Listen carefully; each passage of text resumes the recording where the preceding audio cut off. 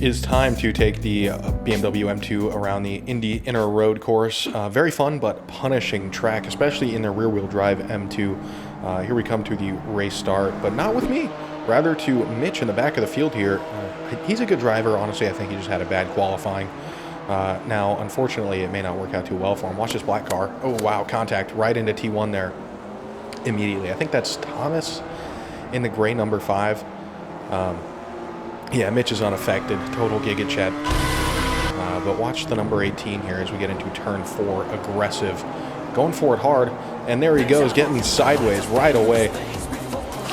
He put in all that work to make this. Is that the car from Need for Speed Underground? Anyway, putting in all that work to make those overtakes, and everybody goes right by him. He is upset. Back with Mitch. He's trying, at least I think he's trying to get some work done on lap 1 here, but not being too aggressive. It's just not going to work out. Here comes the number 18 back again, ready to get those positions he had back, and by any means, man, he'll get it done right on Mitch's bumper there, trying to get that move done.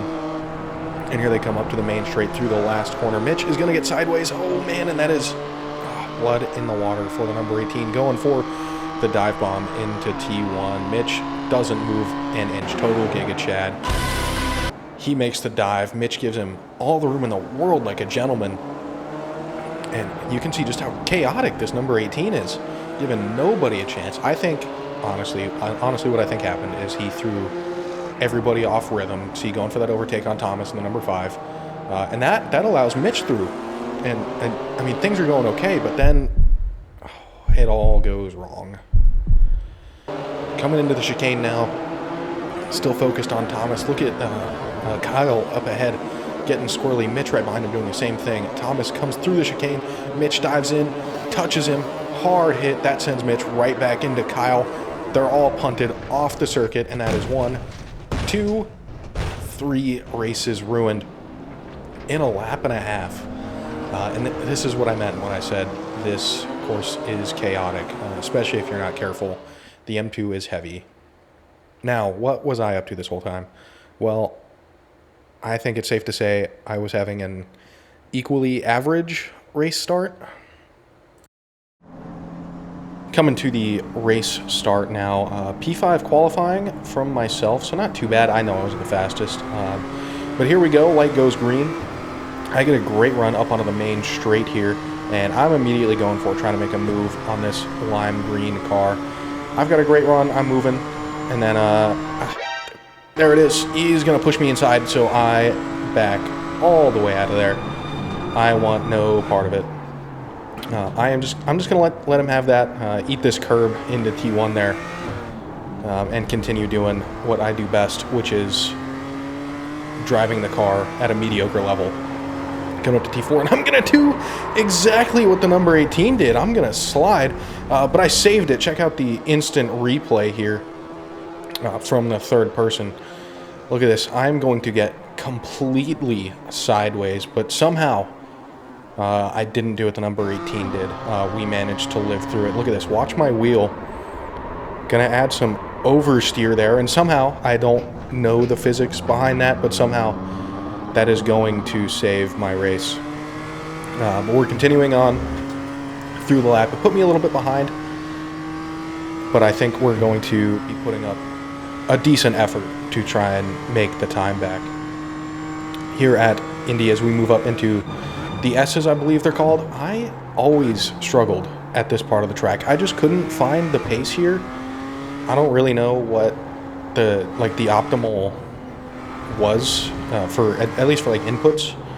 I tried a number of different things throughout the race, which you'll see as we go on, but the P3 up there, especially up at me, he was definitely faster than I was through there.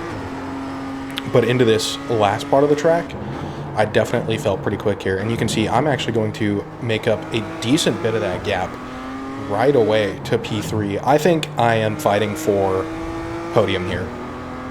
And as we come out of the final corner, you'll see P3, he's going to get just a little bit sideways, so am I, but I'm going to catch it better than he does, and we have a great run. That means it is dive bomb time for myself, too. I'm going to move inside, Just kidding. I lied. He blocks. I faked it. I move back outside, and I'm going to get on the brakes way later than he does. Unfortunately, oh, it might be a little bit too late. Oh, we keep it together, though. I could have had the move there, I think, but we're side by side now through these next upcoming corners. And really, it's whoever has the inside going to T4 here, which he does, unfortunately. But watch this right here. Oh, he's going to touch me right there. He's going to end up just a little bit sideways and touch my rear quarter. And I am going to make the move stick, thankfully. Now, it unfortunately wasn't quite enough. He is right behind me. I mean, you can see the gap there. He's within half a second. And this is right into the section that I am not confident on. So I am totally locked in right now, just trying to keep it together through these S's to make the move stick. Look, he's getting, I mean, 2-3 tenths behind right now. He is on my bumper, trying to get his podium position back, and I don't blame him. Not to mention there's a lot of race left, so I've really got to hold it down here, lock it in. I managed to keep it together as we get into the final portion of the track, eat a lot of curb there, entering the final sector. But that's okay. I'm pretty quick here, and you'll see that gap start to open up just a little bit. I think we're going to hit somewhere around a second or so as we get up into here. But from here, I don't think really anything interesting is going to happen. So we're going to go ahead and cut to lap 5 now, which is where some more interesting stuff starts to happen. The tires are getting really hot now because that gap is held tight. Look at that. And I think I've just been struggling with the tires this whole time because, look, I'm going to overdrive it into T1 there.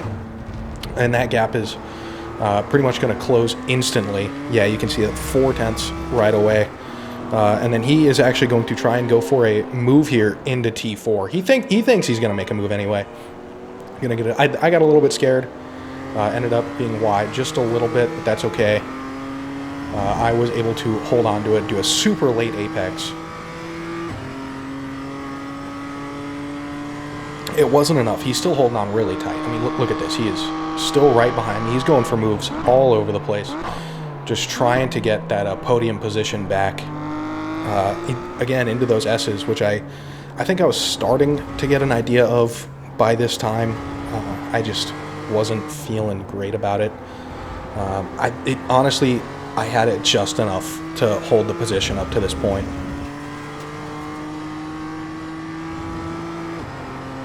So now as we move into the kind of back part of the track, this is where I am definitely able to build that gap back up. Brake heavy and hard into that corner and trail brake out. And watch, immediately that gap is going to shoot up to just about 2 seconds and over.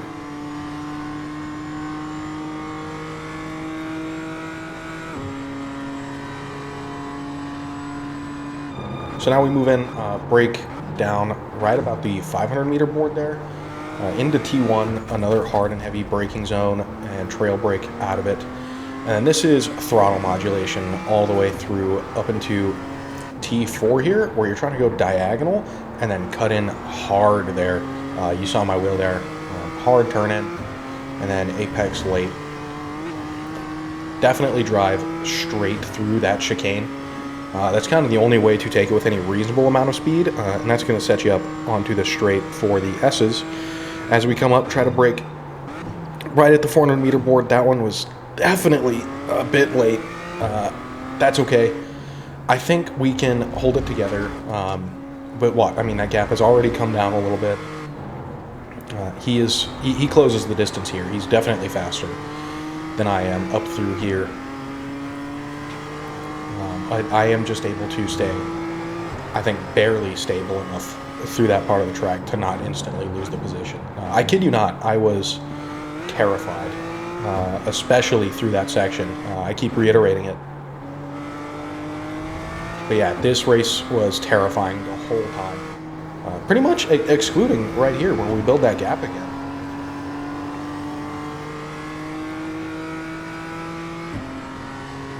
Two seconds.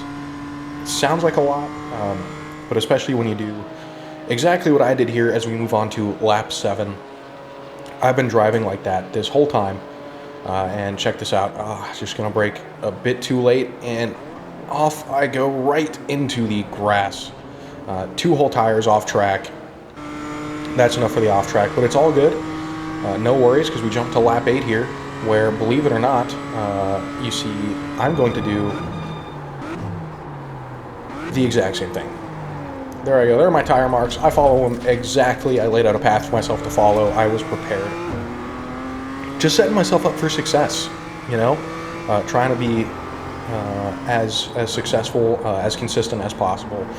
And if consistency means driving in the grass, then that's consistency. You know what I mean? You got to do what you got to do. And we definitely do what we got to do there, driving straight over that curb, as is the norm, going through that chicane. And we get set up pretty well coming into the S's here, and it's really only about this time that I had started to figure out like the inputs to use here. That's my cat. Hi. Excuse me, ma'am. I'm trying to record. Anyway, before it was like I kind of stabbed the brakes type of thing. But by this point, I was trying new things like lifting and kind of coasting in with just riding the brakes through. And that seemed to work out okay for us, especially being able to maintain that gap as we get into this final sector where we, as previous, are definitely able to hold it together. So here we are onto the penultimate lap of what has thus far been genuinely terrifying race. You can see as we go into T1 here, watch, yeah, right behind me. And that has been the entire race up to this point. When I tell you my heart was pounding the whole time, I am not kidding.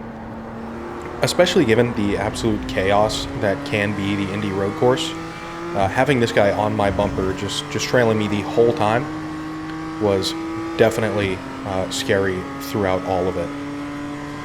Thankfully, though, I am able to keep myself together throughout the rest of this lap, and finally, I've kind of got that groove going through the S's. I am feeling it pretty good. I finally figured out the inputs, and at this point, I can't even remember what I was doing, because frankly, I was just trying different things, and finally found something that stuck.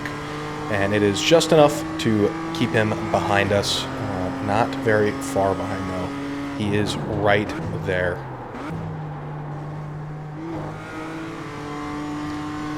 So here we come across the line to the final lap of what has been quite the adrenaline-pumping race so far. And he is right behind me. It's the last lap. I'm trying to hold on to podium. He's trying to get his podium spot back.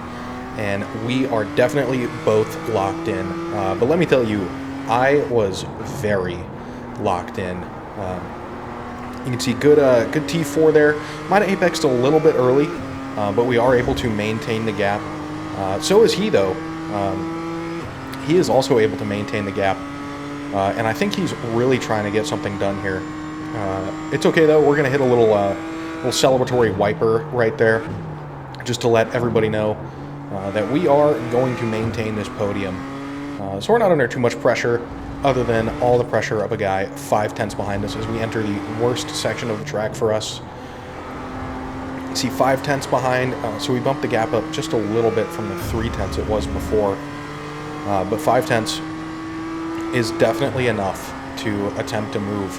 And you'll see that as we enter the final sector here, he is going to be right behind us, and then he's going to swing inside right there, going for the move on the inside of this corner here. And look at, oh my gosh, just inches away from each other, just how close we get. I am able to stick the grip, though, even though he's got the better line, and I am able to push out ahead through the final corner, barely maintaining it, and that puts us across the line for a P3 finish in the M2 CS at the Indy Road Course. What a race.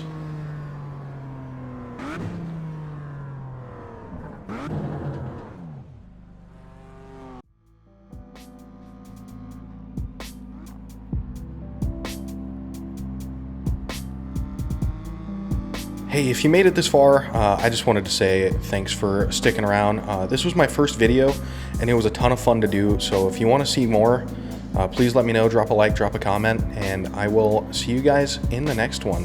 Thanks.